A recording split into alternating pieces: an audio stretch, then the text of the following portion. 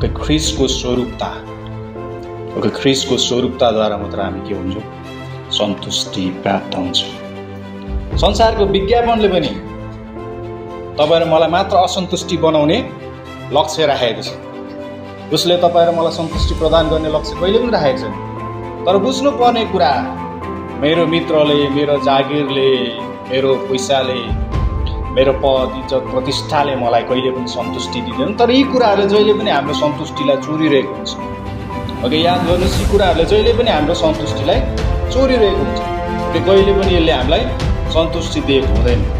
तर वास्तवमा हामीले बुझ्नुपर्ने कुरा चाहिँ वास्तवमा सन्तुष्टि चाहिँ हामीले कसरी सोध्छौँ त्यो कुराबाट प्राप्त हुन्छ।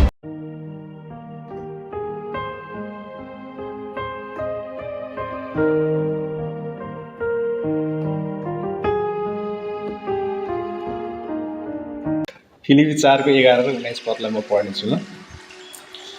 पावलले भन्छन्, खाँचोको विषयमा मैले कुरा गरेको होइन, किनकि जुनसुकै अवस्थामा म रहे तापनि सन्तुष्ट रहन मैले सिकेको छु। ओके, 19 पदमा भन्छन्, तर मेरो परमेश्वरले आफ्नो धनअनुसार महिमामा ख्रिस्ट येशूद्वारा तिमीहरूका सबै खाँचो पुरा गरिदिनुहुनेछ। आमेन। ओके, विशेष गरेर यो सन्तुष्टि भन्ने शब्दलाई चाहिँ सेकुलर वर्ल्डमा चाहिँ यसरी युज गर्थ्यो कि त्यो समयमा चाहिँ सेल्फ सफिसियन्सी होइन, सो पर्याप्तता, आफैमा चाहिँ पर्याप्त हुनु। ओके, त्यस पछाडि फिलोसफरहरूले चाहिँ यो शब्दलाई चाहिँ यसरी प्रयोग गर्थे कि सन्तुष्टिको सम्पूर्ण स्रोत चाहिँ तिमी आफै नै। ओके, तिमीभित्र चाहिँ सम्पूर्ण सन्तुष्टिको स्रोत छ भने चाहिँ फिलोसफरहरूले चाहिँ त्यसरी व्याख्या गर्थे। तर पावलले यहाँ भन्दैछन् कि सन्तुष्टि चाहिँ तिमी आफैमा पर्याप्तता भएर होइन, यो कुरालाई चाहिँ जोड दिँदैनन्। तर उनले भन्छन् कि ख्रिस्टको पर्याप्ततामा चाहिँ तिम्रो सन्तुष्टि छ। ओके, ख्रिस्टले मात्र तिमीलाई सन्तुष्टि दिन सक्नुहुन्छ भन्ने कुरालाई चाहिँ बढावा दिन्छन्। त्यसैले पावलले भन्छन् कि म मेरो आफ्नै योग्यताद्वारा, म आफ्नै सामर्थ्यद्वारा म मेरो परिस्थितिलाई त्यसलाई म सल्भ गर्न चाहदिनँ। तर ख्रिस्टको प्रबन्ध र ख्रिस्टको समयमा चाहिँ विश्राम गरेर चाहिँ म यो सन्तुष्टिमा चाहिँ आराम गर्छु भनेर चाहिँ पावलले भन्छन् होइन। पावलले यो यस्तो समयमा भन्छन् जतिखेर चाहिँ पावल कहाँ थिए, रोमी कैदमा थिए होइन, रोमीको सिपाहीको साङ्लोमा थिए। त्यस पछाडि उनी एरेस्ट भएको थिए नि त होइन, कैदमा थिए नि त होइन। त्यस पछाडि उनीसँग प्राइभेसी थिएन, उसँग स्वतन्त्रता थिएन। त्यही पनि उनले भन्छन् कि मैले सन्तुष्टि हुन सिकेको छु। त्यो हरेक परिस्थितिमा चाहिँ म सन्तुष्टि हुन सिकेको छु होइन। यो 11 पदले चाहिँ पावलको सम्पूर्ण अवस्थालाई चाहिँ चित्रित गरेको हामी थाहा गर्छौँ होइन। सम्पूर्ण जति पनि पावलले आफ्नो जीवनमा भयो त्यो सम्पूर्ण कुरालाई चाहिँ उनले 11 पदमा चाहिँ व्याख्या गर्छन्। खाँचोको विषयमा मैले कुरा गरेको होइन, उनले आफ्नो परिस्थितिलाई राम्ररी व्याख्या गर्छन् होइन। तर पावलले भन्छन् कि म अत्यन्तै भोका र चिसो भुइँमा सुतेको अवस्थामा पनि, चाहे घरमा तातो भात खाएर राम्रो बेडमा सुतेको अवस्थामा पनि मैले ख्रिस्टमा सन्तुष्टि हुन सिकेको छु। कारण मलाई थाहा छ कि सम्पूर्ण सन्तुष्टिको स्रोत चाहिँ परमेश्वर हुनुहुन्छ। ओके, यो कुरा चाहिँ म बिर्सिँदिनँ भनेर चाहिँ पावलले यहाँ बताइरहेको छन्। कारण सम्पूर्ण कुराको सोर्स चाहिँ परमेश्वर हुनुहुन्छ। ओके, त्यस पछाडि आज हामी बुझ्छौँ कि धेरै मानिसले गलत ठाउँमा सन्तुष्टि खोजिरहेको छौँ। ओके, हामी पनि कतिपय अवस्थामा त्यो अवस्थामा पुग्छु, म पनि पुग्छु होइन। गलत ठाउँमा मैले सन्तुष्टि खोज्छु नि त होइन। अनि कि परमेश्वर र उहाँले दिनुभएको कुरामा मैले सन्तुष्टि खोज्छु, या मेरो मित्रमा, मित्र त सधैँ एक बार हुँदैन होइन, या त मेरो जागिरमा सन्तुष्टि खोजिरहेको हुन्छु कहिलेकाहीँ होइन, आर्थिक अवस्थामा, मसँग भएको पैसामा, मसँग भएको पदमा, मसँग भएको इज्जतमा सन्तुष्टि खोजिरहेको हुन्छु होइन। कहिलेकाहीँ अवस्थामा म पनि संसारिक कुरामा सन्तुष्टि खोजिरहेको हुन्छु होइन। तर बुझ्नुपर्ने कुरा, मेरो मित्रले, मेरो जागिरले, मेरो पैसाले, मेरो पद, इज्जत, प्रतिष्ठाले मलाई कहिले पनि सन्तुष्टि दिँदैन। तर यी कुराहरूले जहिले पनि हाम्रो सन्तुष्टिलाई चोरिरहेको हुन्छ। ओके, याद गर्नुहोस्, यी कुराहरूले जहिले पनि हाम्रो सन्तुष्टिलाई चोरिरहेको हुन्छ। ओके, कहिले पनि यसले हामीलाई सन्तुष्टि दिएको हुँदैन। तर वास्तवमा हामीले बुझ्नुपर्ने कुरा चाहिँ वास्तवमा सन्तुष्टि चाहिँ हामीले कसरी सोध्छौँ त्यो कुराबाट प्राप्त हुन्छ होइन। त्यसैले पावलले रोमी 12:2 भन्छन् कि तिम्रो मनको नयाँ भुवाईद्वारा बढ्दै जाऊ होइन, ख्रिस्टमा बढ्दै जाऊ होइन। त्यहाँबाट चाहिँ हामीले सन्तुष्टि प्राप्त गर्छौँ होइन।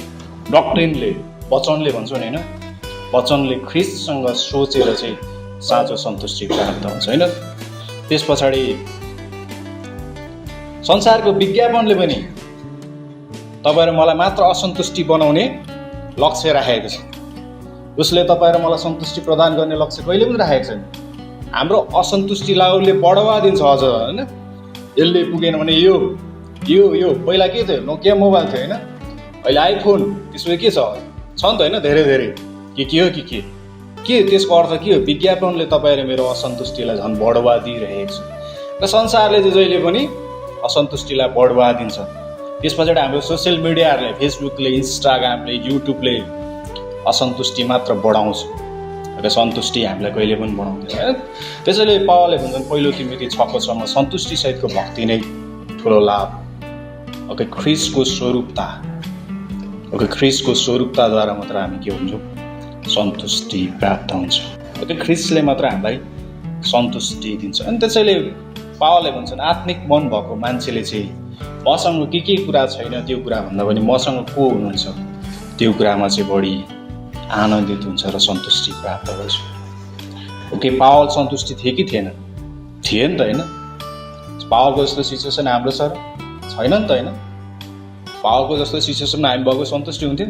म त इमान्दारीपूर्वक भन्छु भन्नु हुँदैन म होइन। तर परमेश्वरले दिनुहुन्छ सन्तुष्टि। ख्रिस्टले दिनुहुन्छ त्यो अवस्थामा सन्तुष्टि। जहिले पनि ख्रिस्टसँगको सम्बन्धबाट चाहिँ सन्तुष्टि प्राप्त हुन्छ। पास्टर गणेशले भन्नुभएको है, एकदम राइट हो। मैले शङ्का गरेको होइन। ख्रिस्टसँगको सम्बन्धबाट मात्र सन्तुष्टि प्राप्त हुन्छ र हाम्रो सही सोचाइ, ख्रिस्टसँगको सही सोचाइबाट मात्र हामीलाई सन्तुष्टि प्राप्त हुन्छ। ओके, अब एक दुईवटा कुरा छ होइन। आनन्द केले चोर्छ? तपाईँ र मेरो सन्तुष्टि केले चोर्छ त? एउटा छ आफ्नो अहमताले होइन। हामी कति अवस्थामा हाम्रो योग्यताले भ्याउन नसक्ने कुराहरू के गर्छौँ? चाहेको छौँ। न हाम्रो घमण्डले भरिएको, अभिलाषाले भरिएको कुराहरूको चाहिँ के गर्छौँ? हामी चाह गर्छौँ। ओके, त्यो बेला चाहिँ हामी सन्तुष्टि हुँदैनौँ, कदापि पनि सन्तुष्टि हुँदैनौँ। तर हामीले बुझ्नुपर्ने कुरा परमेश्वरले दिनुभएको उपहार, स्थानीय मण्डली, परमेश्वरको वचन, बाइबल कलेज, त्यस पछाडि ख्रिस्टको शरीरमा चाहिँ हामीले सन्तुष्टि प्राप्त गर्न सक्छौँ। ओके, त्यहाँबाट चाहिँ हामीले सन्तुष्टिलाई लिन सक्छौँ। कारण जहिले पनि स्थानीय मण्डलीले ख्रिस्टलाई उचालेको हामी थाहा पाउँछौँ होइन। ख्रिस्टको शरीरले पनि ख्रिस्टको महिमा गरेको थाहा पाउँछौँ। ख्रिस्टतर्फ चाहिँ डोराएको हामी थाहा पाउँछौँ। ती कुराले चाहिँ हामीलाई सन्तुष्टि दिन्छ। अनि त्यसैले आफ्नो अहमतापूर्ण कुराले चाहिँ हाम्रो के गर्छ? सन्तुष्टि छोडिदिन्छ। अर्को कुरा चाहिँ हामी समाज केन्द्रित भएर चाहिँ हामी सन्तुष्टि गुमाइरहेको हुन्छौँ। ओके, हाम्रो वरिपरि भएको मानिसको सक्सेस देखेर हामी डाहाले जलेर के हुन्छौँ? सन्तुष्टि गुमाउँछौँ होइन। भावनात्मक भएर हामी के गर्छौँ? सन्तुष्टि गुमाउँछौँ। तर मत्ती 6:25-31 भन्नुहुन्छ यीशु ख्रिस्टले फिक्री नगर, ओके म तिमीहरूको वास्ता गर्छु भनेर उहाँले भन्नुहुन्छ। त्यसैले हामीले बुझ्नुपर्ने कुरा अन्तमा भौतिक कुराले हाम्रो आत्मिक कुरालाई कहिले पनि के गर्दैन? मिट गर्दैन नि त होइन। भौतिक कुराले चाहिँ हाम्रो आत्मिक कुरा कहिले पनि आत्मिक आवश्यकतालाई पुरा गर्दैन। अर्को कुरा चाहिँ भौतिक कुराबाट हाम्रो कहिले पनि आत्मिक सन्तुष्टि प्राप्त गर्न सक्दैनौँ। ओके, आज हामी संसारमा देख्छौँ कि मानिसको डर, चिन्तालाई के कुराले भर्न खोजिरहेको छ? उनीहरूले संसारको भौतिक कुराले भर्न खोजिरहेको छ। उनीहरूले आफ्नो समस्यालाई सल्भ गर्न के गर्छन्? पैसाको पछि कुद्छन्, तर लास्टमा सल्भ हुन्छ हुँदैन। कारण किन? भौतिक कुराले हाम्रो आत्मिक कुराको कहिले पनि आवश्यकता पुरा गर्न सक्दैन। त्यसैले हामी संसारको डर, चिन्तालाई भौतिक कुराले हामी भर्न सक्दैनौँ। यदि भर्न चाहन्छौँ भने त्यसको रिजल्ट के हुन्छ? असन्तुष्टि मात्र हुन्छ। त्यसैले लास्टमा बुझ्नुपर्ने कुरा चाहिँ के छ भन्दाखेरि 19 पदमा हामीले पनि पढ्यौँ होइन। तर मेरो परमेश्वरले आफ्नो धनअनुसार महिमामा ख्रिस्ट येशूद्वारा तिमीहरूको सबै खाँचो पुरा गरिदिनुहुन्छ। के अरे? सबै खाँचो। ओके, हामीलाई जे आवश्यकता छ उहाँले पुरा गर्नुहुन्छ। यो पदले भन्न खोजेको वास्तवमा यो कि पिताले आफ्नो छोराछोरीलाई के आवश्यकता छ त्यो दिन चाहिँ उहाँले के गर्नुहुन्छ? वेट गर्नुहुन्छ। तपाईँहरू मलाई पर्खिनुहुन्छ, सही समयमा के गर्नुहुन्छ? उहाँले पुरा दिनुहुन्छ। तर हामी छोराछोरीले परमेश्वर मलाई चाहिँदैन, म लिँदिनँ भनेर कुद्यो भने उहाँले दिनुहुन्छ? दिनुहुन्न नि त होइन। त्यसैले पावलले भन्छन् कि ख्रिस्टमा मात्र सन्तुष्टि प्राप्त हुन्छ र त्यो ख्रिस्टमा मात्र साँचो आनन्द प्राप्त हुन्छ र पिताले मात्र तिमीलाई के गर्नुहुन्छ सम्पूर्ण खाँचो चाहिँ पुरा गर्नुहुन्छ। अनि त्यसैले एकपल्ट जस्टिन स्यालरले भन्नुभएको थियो, मैले देखेको सबै पालमध्ये सबै क्रिस्चियनहरूमध्ये मैले पास्टर पोस्टलाई चाहिँ अत्यन्त सन्तुष्टि व्यक्ति देखेको थिएँ। उहाँले भन्नुभएको स्टेटमेन्ट हो त्यो। उहाँले भन्नुहुन्थ्यो कि कारण पास्टर पोस्ट किन सन्तुष्टि व्यक्ति हो त, कारण उनी संसारको कुरासँग एट्याच भनौँ तर परमेश्वरको कुरासँग एट्याच भएर चाहिँ उनी सबैभन्दा सन्तुष्टि भएको मैले चाहिँ देखेको थिएँ भनेर चाहिँ भनेको थिएँ। आमेन।